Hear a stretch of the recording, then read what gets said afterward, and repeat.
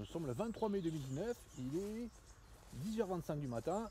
Nous sommes dans une forêt en Gironde, une forêt qui abrite la jacinthe des bois. Donc en sous-bois, il y a de la jacinthe des bois. La jacinthe des bois, c'est une plante protégée. Donc ici, il y en a. J'ai déjà filmé cet endroit. C'est un film où j'avais filmé les fleurs de printemps. On voit l'entête de la vidéo avec des jacinthes des bois, des fleurs bleues. Donc ici, il y en a pas mal. Hein. Depuis 2 ans, hein. Enfin c'est la deuxième année consécutive, un tracteur est venu là depuis la route à côté, là, depuis les vignes.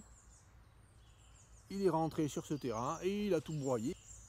Donc les endroits où il y avait la jacinthe des bois, et puis aussi des endroits où il y a des ronces, mais bon, un massacre ici de la nature pour rien. Et je vais montrer ce qu'il y a. Il en reste encore des jacinthes des bois sur le côté. Alors maintenant elles sont en graines. Alors, les jacinthes des bois sont des plantes vernales, c'est-à-dire qu'elles poussent au printemps. Et ensuite, il n'y a plus rien, plus du tout. On ne trouve plus de traces de jacinthe des bois. On voit des grosses traces de tracteur là qui est passé. Hein. Et il y avait des jacinthes des bois à cet endroit. Hein. Elles ont été écrasées. Donc on peut voir là ce qui reste. Donc ici là, les dernières qu'il y a là, enfin il y en avait qui poussaient tout le long là. Là il y en a quelques-unes qui n'ont pas été écrasées. Voilà, donc la jacinthe des bois, une fois qu'elle a donné ses fleurs, ça fait des graines comme ça, enfin des fruits comme ça.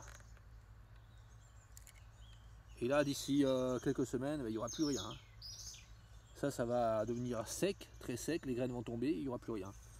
Et puis on voit les feuilles au sol là qui sont toutes. Voilà, ces feuilles là, elles vont sécher aussi. Là à côté du cloporte. Le cloporte c'est un crustacé. Hein. On n'a plus une espèce de cloporte. Donc là à côté de ce crustacé, il y a la feuille de la jacinthe des bois. Il n'y aura plus de jacinthe des bois. On voit une plante là particulière. C'est marrant hein, comment on sait quand c'est jeune. Hein. Ça c'est du fragon. Quand ça pousse, hein, le fragon, c'est comme ça, c'est tout tendre. Allez, on voit, oui, il y a aussi ici là des fleurs d'une espèce de géranium, des géraniacées. Alors quelle est cette géraniacée là? Est-ce que c'est le bec de grue par exemple? Il me semble. Allez, allons plus loin.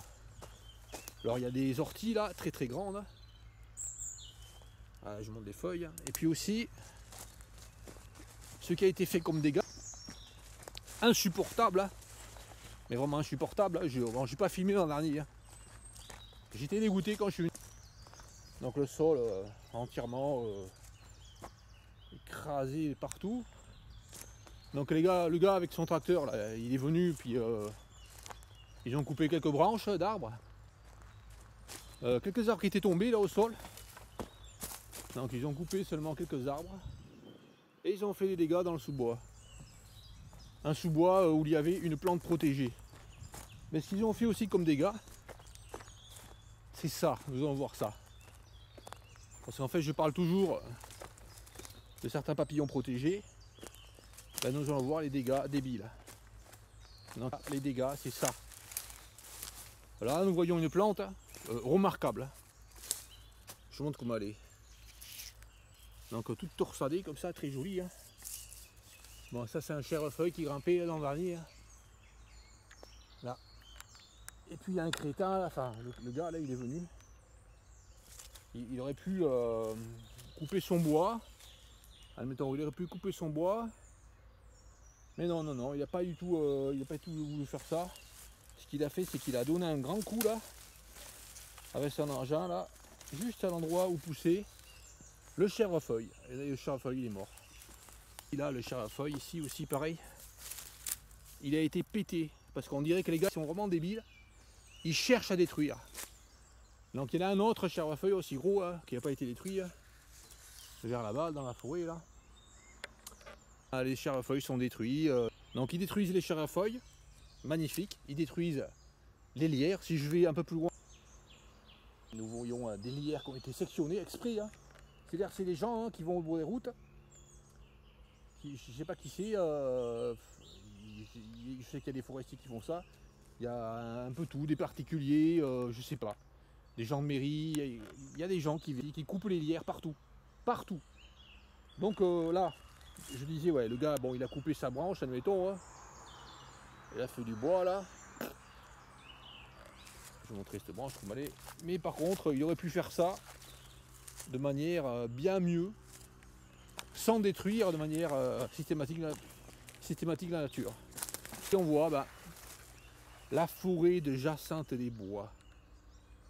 Donc là, si je zoome dessus, là, on voit une belle Jacinthe des Bois qui faisait une fleur en clochette. Une fleur bleue en clochette, comme un muguet un peu, mais beaucoup plus longue la clochette. Et beaucoup plus fine. Et bien maintenant, ces fleurs-là sont en graines. Je pense que d'ici un mois, il n'y aura strictement aucune Jacinthe des Bois verte. Et il y aura d'autres fleurs qui vont venir se succéder, d'autres plantes qui vont venir se succéder en sous-bois. Là, il y a plein de plantes qui se succèdent.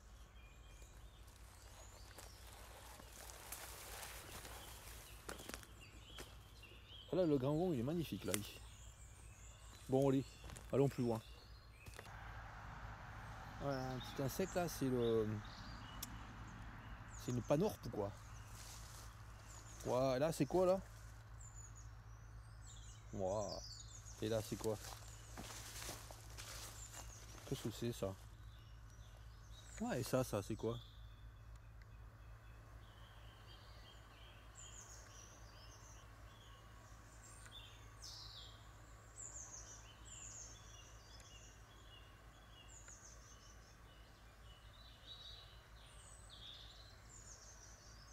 Mmh, 2 cm de longueur. Insecte particulier, d'un ordre particulier, un ordre avec peu d'espèces. Allez, de la vigne. Bah, en fait, c'est la vigne qui vient d'à côté, là, qui vient des vignes à côté. Hein. Mais il y a certains pieds qui sont échappés, ou j'en sais rien, comment ça se fait, où il y avait une ancienne vigne ici. Et de temps en temps, on trouve la vigne dans la forêt.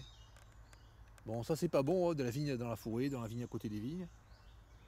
Parce que ça peut être un réservoir. Enfin, pour des parasites de la vigne, pour des champignons. Donc le gars il traite à côté sur sa vigne. Hein. Il élimine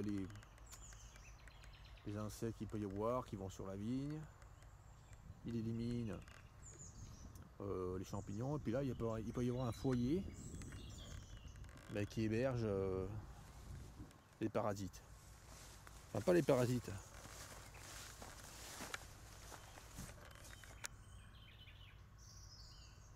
Intéressant cet endroit là.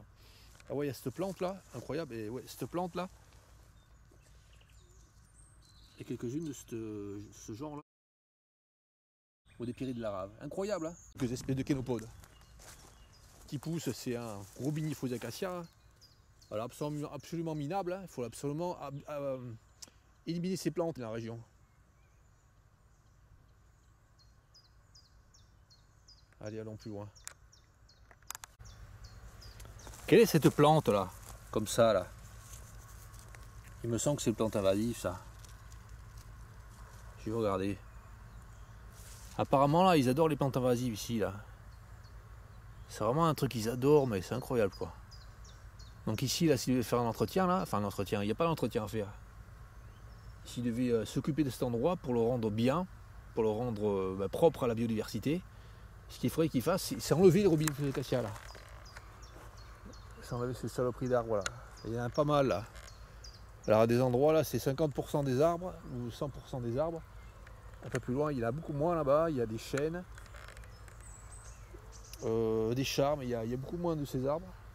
Et là, il y en a plein. Là, il y a plein d'autres plantes intéressantes qui vont pousser là. Donc là, il y a des mourons blancs. Il y a ces insectes encore.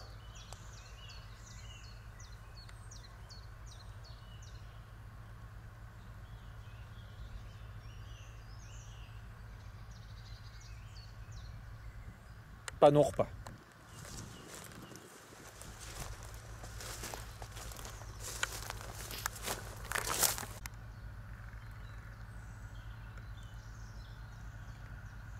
Il y a de l'oseille.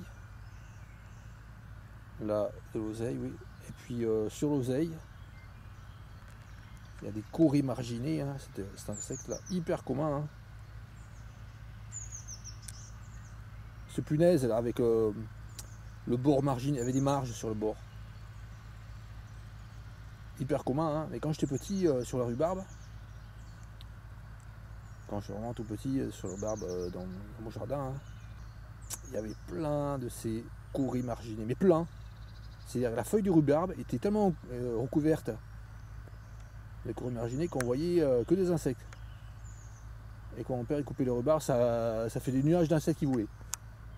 Et puis maintenant, mais il y en a encore, hein, mais il y en a quelques-uns. Hein. Il y en a quelques-unes de ces punaises là. Aïe, aïe, aïe, ça pique. Bon. Bon là, il a broyé les ronds, broyé aussi, ben, c'est qu'il y avait en sous-bois. Et il a broyé, la jacinthe des bois. Bon, quelle est cette plante là? Dans le port, par exemple, du Lugon. Je sais pas ce que c'est ça.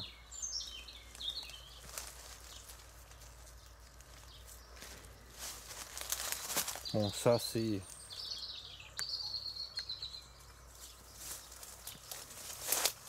L'élante butineux, hein. Non. Ouais, ça c'est l'élante. Ouais, ça c'est une élante. Minable. Oui. À côté du château d'eau énorme, un ail.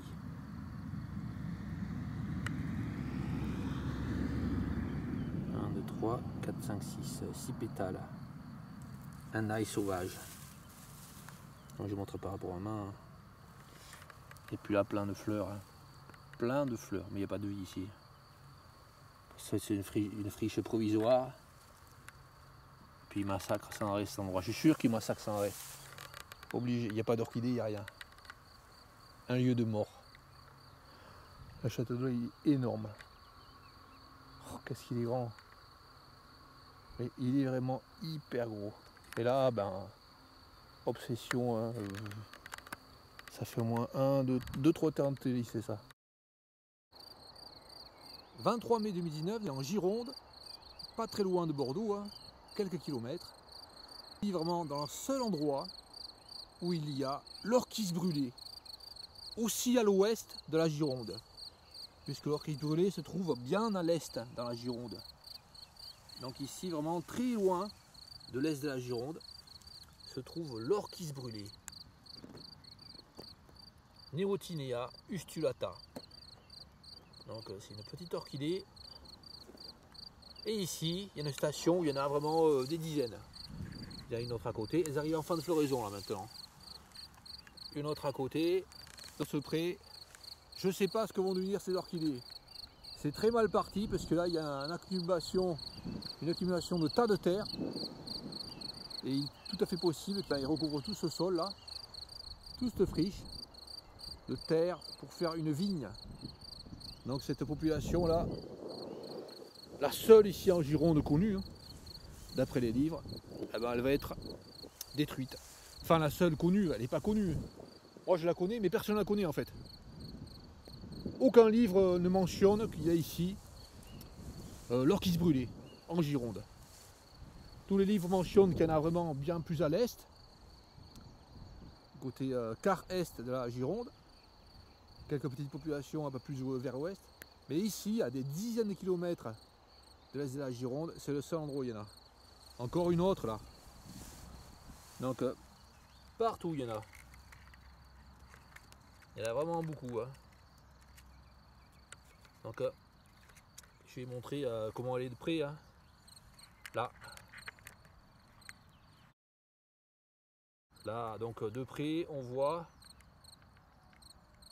un label petit, hein, un casque un peu qui ressemble un peu au casque de l'orchis pourpre. Le label est beaucoup plus petit et il y a quelques petites pustules. Une ceinture funeste.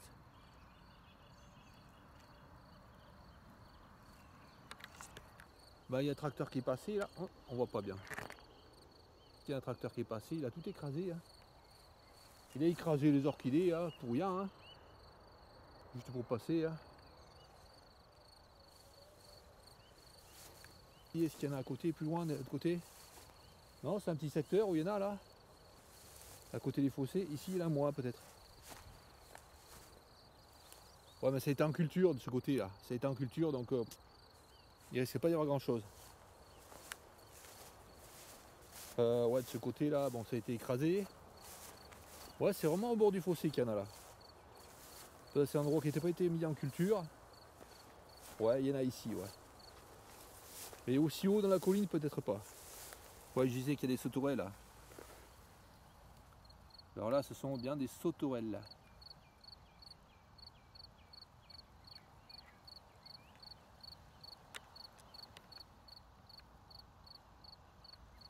Oh, bon, c'est difficile de faire le point là.